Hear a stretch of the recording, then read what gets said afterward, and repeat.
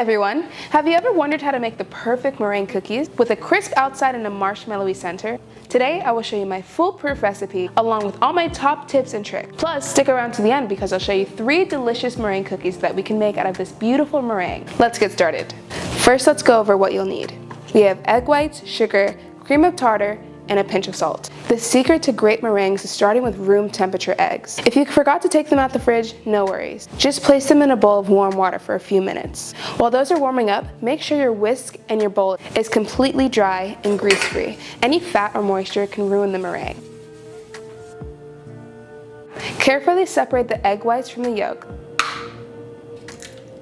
We only need the whites for this recipe.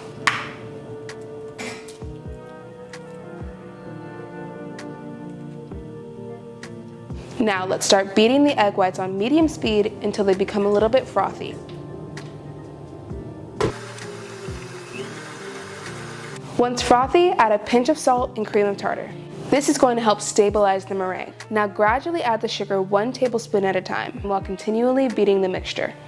Now increase the speed to high and continue mixing until you see stiff and glossy peaks. To check if your meringue is ready, lift the whisk out of the bowl. If the meringue forms stiff peaks that hold their shape, you're good to go. If the peaks droop a little bit, keep mixing it for a few more seconds. Now for the fun part, let's add some colors and flavors. Divide your meringue into 3 different bowls. In the first bowl, add a few drops of vanilla or vanilla bean paste and mix it all together. This will really bring out the flavor of the meringue. Mix it with a whisk or a spatula until it's fully combined. In the second bowl, add a few drops of saffron water and a few drops of red food coloring. This will be our exotic saffron and cardamom meringue. Add a dash of cardamom for extra flavor, and then you're done. Finally, in the last bowl, add a few drops of orange juice. Mix it all together and we're going to save our orange zest for the topping. Next, you're going to transfer each flavor of meringue into its own piping bag fitted with a star tip. And if you don't have a piping bag, you could just use a plastic bag. They work the same. If you do choose to use a plastic bag, make sure you just cut off the tip of one of the corners. This is where you get creative. You can pipe small swirls or any shape you like onto a baking sheet lined with parchment paper. These will bake low and slow to dry out perfectly. But before we add them into the oven, make sure you sprinkle some of that orange zest we saved onto the orange meringue cookies and some of the saffron onto our saffron and cardamom cookies.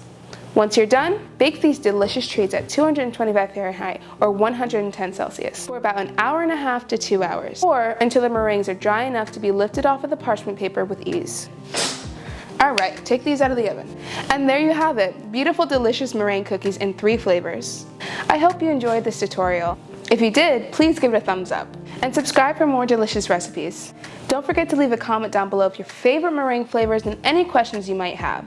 Thanks for watching, and I'll see you in the next video.